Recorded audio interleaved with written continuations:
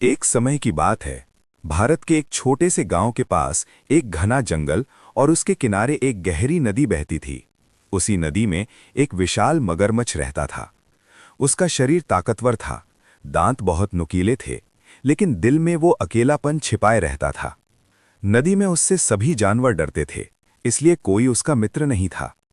नदी के किनारे ही एक गरीब लेकिन मेहनती किसान रहता था। उसका नाम हरीराम था। हरीराम रोज सुबह खेतों में काम करता, फसल उगाता और शाम को नदी से पानी भरकर घर लौटता।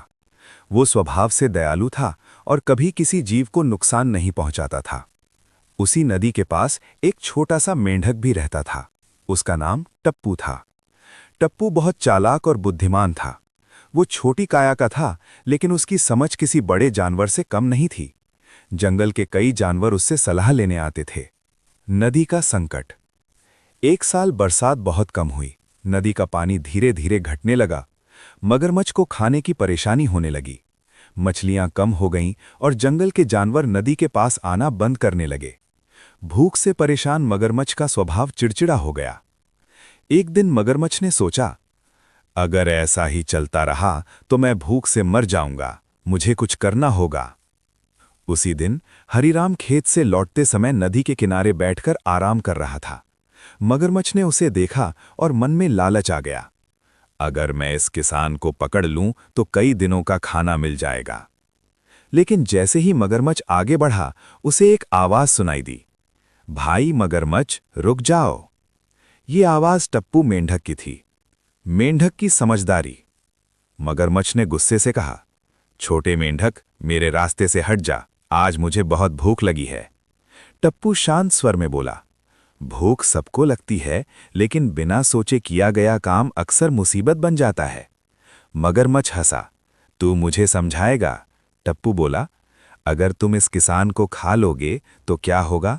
गांव वाले जान जाएंगे, फिर वे तुम्हें मारने आ जाएंगे। तब न नदी बचेगी न तुम। मगरमच्छ कुछ सोच में पड़ गया। किसान की दयालुता। टप्पू ने किसान हरीराम से कहा, काका, ये मगरमच्छ बहुत भूखा है, क्या आप इसकी मदद कर सकते हैं? हरीराम पहले डर गया, लेकिन फिर बोला, अगर ये मुझे नुकसान नहीं पहुंचाएगा तो मैं जरूर मदद करूंगा।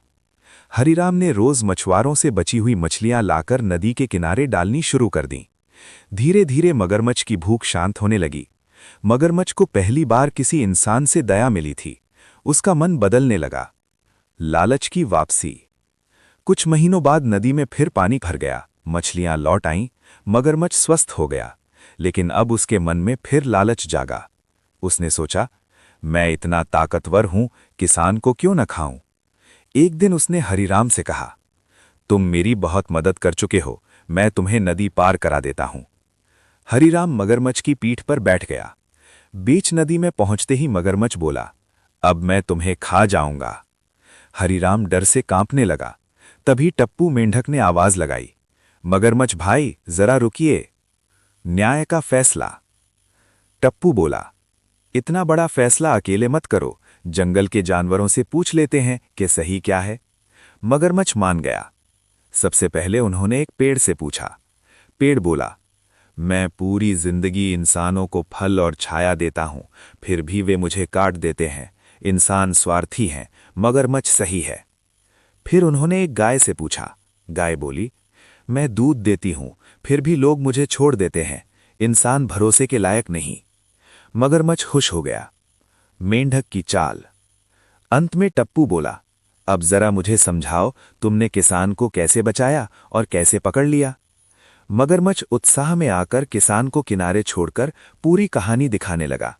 जैसे ही किसान जमीन पर उतरा, टप्पू चिल्लाया, काका, अब भागो। हरीराम तेजी से भाग गया। मगरमच्छ को अपनी गलती समझ आ गई। वो शर्मिंदा हो गया। सीख। मगरमच्छ बोला, आज मुझे समझ आ गया कि लालच सबसे बड़ा दुश्मन है। टप्पू बोला, और बुद्धि ताकत से बड़ी होती है। हरीराम ने नदी के किनारे खड़े होकर कहा, दया और कृतज्ञता ही इंसान और जानवर दोनों को महान बनाती है। उस दिन के बाद मगरमच्छ ने कभी किसी को नुकसान नहीं पहुंचाया। वो नदी का रक्षक बन गया, किसान उसका मित्र और मेंढक जंगल का सबसे बुद्धिमान सलाहकार कहलाया। कहानी की सीख। लालच विनाश का कारण होता है और समझदारी व दया से हर समस्या का समाधान निकल सकता है।